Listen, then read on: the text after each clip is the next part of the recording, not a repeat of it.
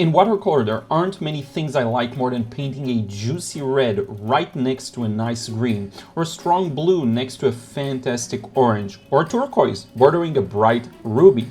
This single ingredient can make your paintings shine quite literally by conveying believable, realistic light. That's right. Today we're going to talk about color temperature. If your paintings feel boring, dim, or simply off, if something is missing, today, once again, we'll make them shine. So buckle up and let's get into it. So what is color temperature? This is a cool color, and this is a warm color, and this perhaps somewhere in between, not too dominant. And this color perhaps is a little warmer than the previous one I've shown you. I like to keep things extremely simple. Color temperature is how warm or cool a color feels to you.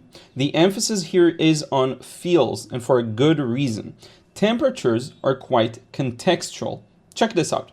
If we look at this painting I did of Venice and zoom in on that wall, there's a wonderful nuance of warms and cools. This little bit here looks quite blue compared to the rest of the wall. But if we zoom back out again, you'll see the water and some other details are much bluer. And if we actually take that blue and place it over a much stronger blue, it'll immediately look gray or even close to black. This is how context affects color. Now, the reason I'm making an entire video discussing temperatures is that it's yet another means of making our paintings way more attractive to the eye, because there's something satisfying in seeing different colors of varying temperatures in different contexts. So now that we know the why, let us continue. Every color can be assigned a temperature, but because we're artists and not scientists, and because this is highly contextual and quite possibly subjective, I found it's much more effective to simply go with your gut. As the kids say, it's about the feels. So if you look at a color, you can kind of tell what the temperature is. Let's start by going very binary here. Is it a warm or a cool? Sometimes you can easily tell, and that's great. But when you struggle, try introducing other colors and ask the question again. How does it feel now? Notice how the context and environment influences our perception. The real answer is accuracy does not matter. What matters is the feeling, context, and overall package. If you can tell what you're trying to achieve with temperatures, then that's good enough for me. If you know, for example, that your focal point is warm and the background is cool, I'm all for it. If you know you're trying to play to the nuances of temperature, perhaps like painting white petals of a flower, I'm stoked, go for it. And if you're simply trying to lay in a couple of colors and explore and discover how they look together, awesome. There is no how to, there is no correct way to do this or that. Now let's talk about observation.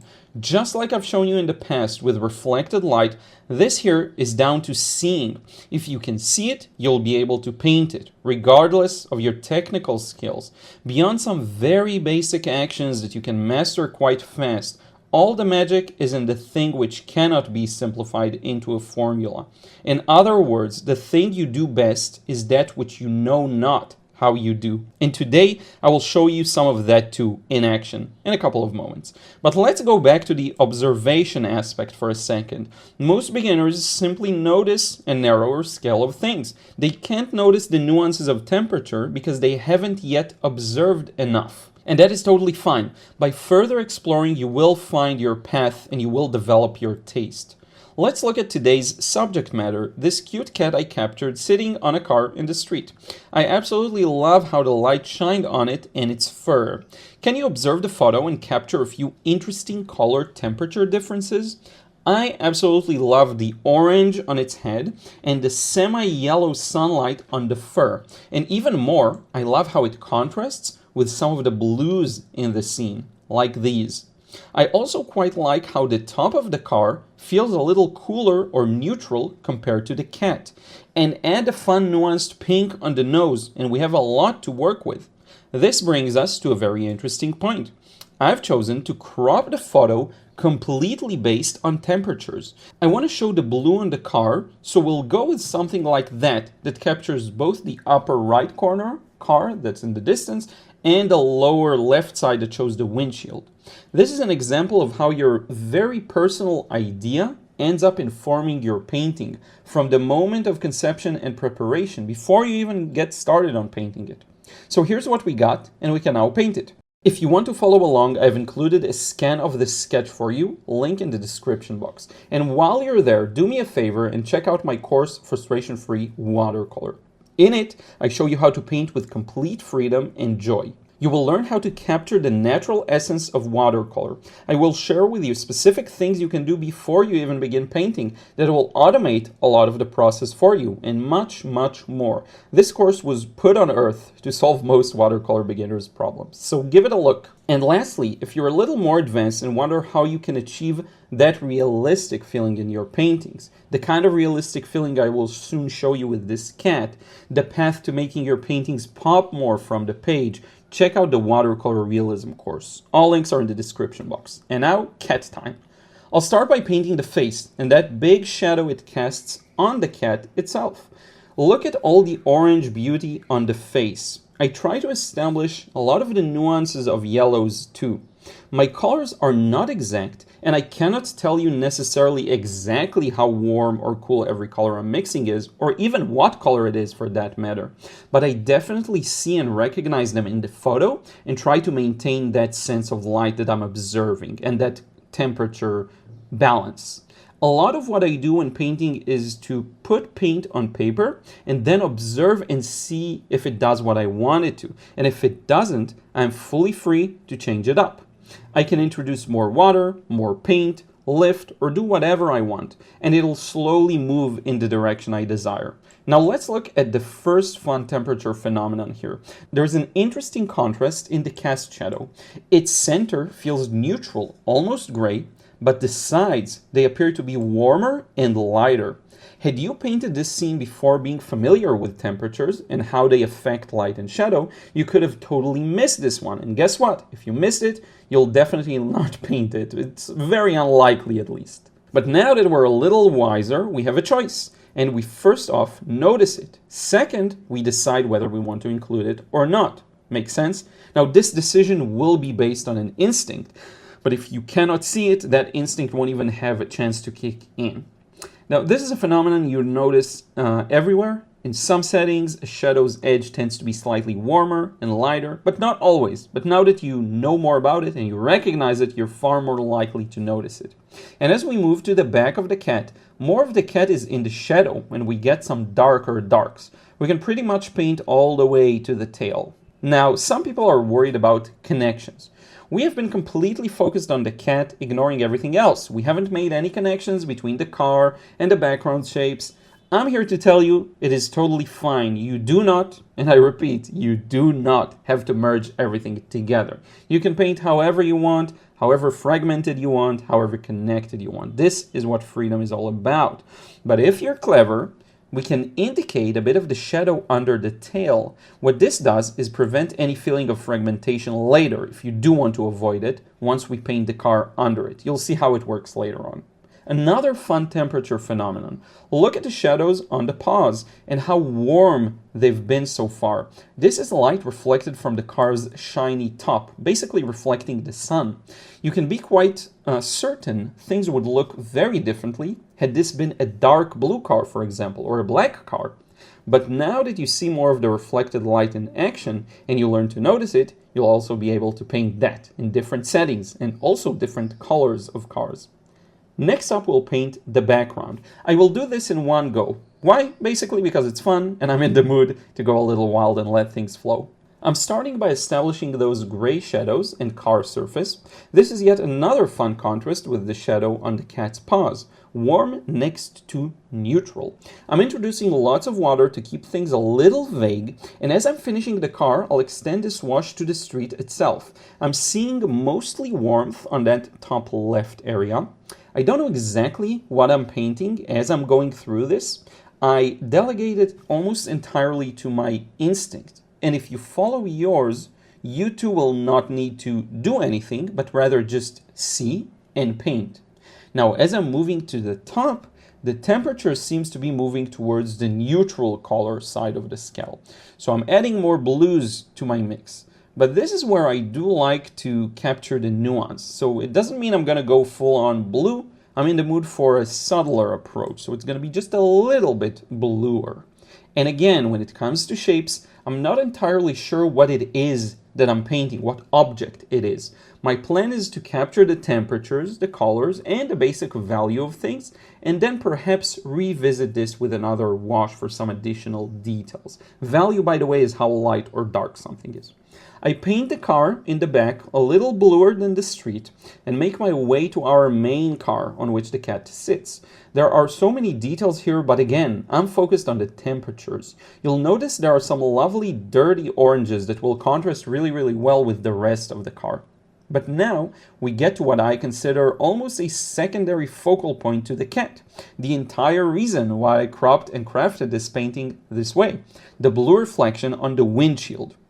This is basically the sky reflected from that windshield. And after painting so many cars, I can easily recognize these patterns and paint a convincing feeling of the windshield and all the different details reflected in it. I love how there's some warmth above the blue. And I also love the very muted green and blue foliage. You can see lots of tree branches and leaves, and it really communicates the idea that the windshield reflects the sky and the treetops on the way. If you look really hard, you'll usually be able to even find buildings reflected there. To me, however, this is all a backdrop for the cat and sunlight. I care mostly about the orange versus blue. The rest is just supporting actors. So I will be treating it as such and use a light touch. I'm adding all sorts of darks that I feel like push the painting in the right direction. Most of these are simply shades of gray. The way I keep them harmonious with the more obvious temperatures and colors we've painted so far is quite easy. It is because I'm painting with the same 3 to 5 colors. The blues, reds, and yellows I've been using for the cat's oranges and the car's blues are the exact same ones I'm using for the grays. This almost guarantees a harmonious look and a color scheme that looks right. Some of these darks are warmer too, like that shadow on the top left side. I follow my gut and mix the way I see fit. Now we're at an interesting spot. We got most of the darks of the background, but our cat is still quite light, and this creates an imbalance as it is meant to be a focal point. So we need to bring it forward with the rest of the scene by adding the necessary darks there, which are few, by the way. So let's add its shadows. The obvious one is on the tail and the back. Look at how much of a three-dimensional feeling just adding that creates and gives to the cat. And while I'm there and with dark paint, I'm pushing the car's windows also more towards what I had in mind. I like to take advantage of the fact I mixed a certain color and I can use it in multiple spots. Now it's time to add details to the cat's face. The left eye is fairly neutral, but it does have some warmth in the form of some red that is seen in its contour, but it's very subtle. The eye on the shadow, inside the shadow rather, is fairly neutral. We can also gently darken the core shadow on the face and keep the highlights in the periphery. It's all small enhances that push this towards completion. We'll add some more nuances of the windshield and the trees and details reflected on it. And now we can add the whiskers and some small highlights. The whiskers were honestly one of the more enjoyable bits there. That's like the dessert after a meal. After I've put a lot of devotion and attention to the rest of the scene, putting these in really is fun. I'm using my Uniball white gel pen by Signo, or is it Sinio? I'm not sure. If you want to see my exact art supplies, check out the link in the description box below. It's freewatercolor.com/gear. Now we're also going to sign this using that same white gel pen, but there is one more small detail I'd like to add, and that is showing the light reflection of the cat on the dark side of the windshield, the dark part. And this is done by lifting. I'm wetting the area and then I'm slowly lifting it either with my brush or with a paper towel. So we're gradually making that area basically lighter and lighter, and voila, we're left with a lovely painting. Every small detail and change and fix you add pushes it in the right direction, and this is exactly what we did. This is a real raw example of how I enjoy using color temperatures in my watercolors. It is great fun. It is yet another wonderful tool for creating interest and a sense of light in your paintings. If you enjoyed this one, I would be extremely grateful if you check out my watercolor courses in the description box below. If you're frustrated with watercolor or want to take yours to the next level, now's the time. Also, I want to send huge thanks to my patrons over on Patreon. You make it possible for me to provide tons of free content for everyone to watch. And on a personal note, this year has probably been one of my most challenging ones so far, due to many factors. And being an artist and running an art business in these times is quite challenging, mentally, physically, and financially too. So if you've made it this far into the video, you're a true friend. Thank you so much for your support, comments, likes, and for sharing my work. I'm super grateful to have such a wonderful audience that helps me weather pretty much any storm. So thank you, 1,000 thank yous. And I will see you soon in the next video. Take care.